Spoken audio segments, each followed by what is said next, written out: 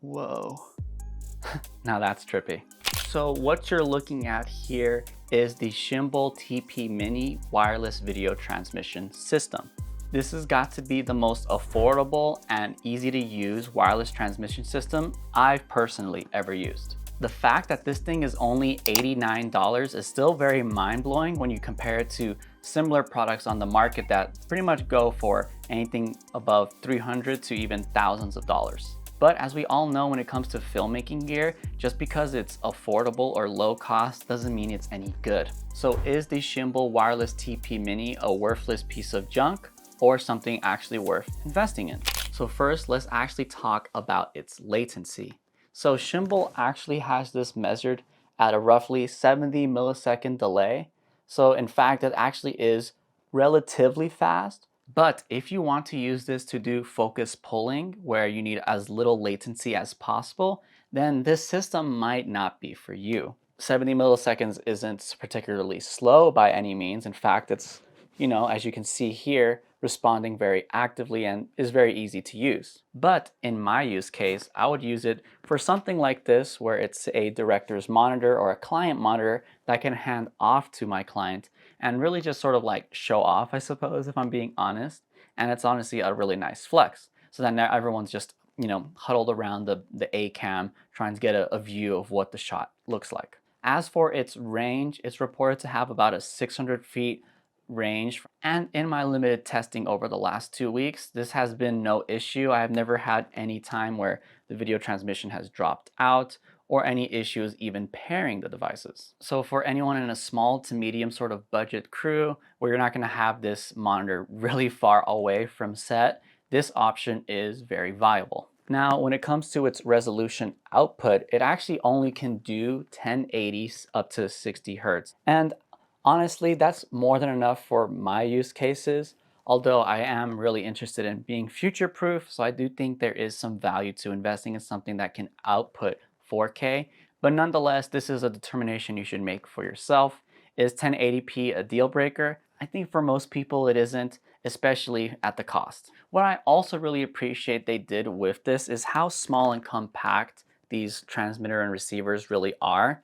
Do I really care for this dragon design? I mean, I think it's kind of cool. It's definitely a little extra, but I can see how some people might not like this sort of flashy look on set. It could either be corny or cool depending on your style. I don't really mind it, but like I said, I think some people may see that as a drawback. But yeah, this thing is super simple and intuitive to use, which is what I really appreciate about it as well. There's only these two HDMI ports for out in this case, but on the transmitter, there's also the in and out HDMI ports. And on the other side, you have the power button, the pairing button, and the battery indicator button. So using this device is super simple and intuitive. And in fact, it just works straight out of the box once you have all the power sources adapted and then connected to your monitor and then to your camera. They automatically pair and sync. There's no necessary extra step that you have to take. So that's something I really appreciate, because I do know some of the other wireless video transmission systems out there, they tend to be a little convoluted or require some more setup time to actually get up and running properly and flawlessly. Of course, it runs off of an MPF battery, which is super universal. I'm pretty sure you have a ton of these running around in your studio if you do film work for any length of time. Sony MPF batteries pretty much power everything up to monitors, lights. You can see this little transmission system, some cameras even. So you definitely have the Sony MPF battery route.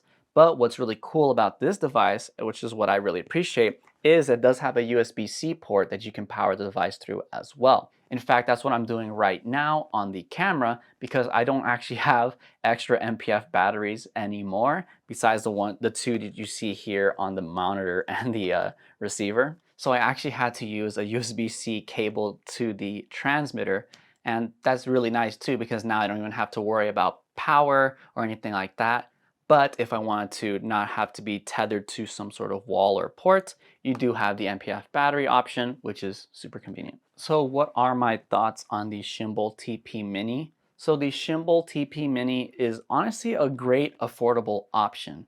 Just don't expect any fancy features when you get this thing. I usually don't promote cheap products because As you know, when you start going to the lower price points, usually the build quality and the performance of those devices suffer.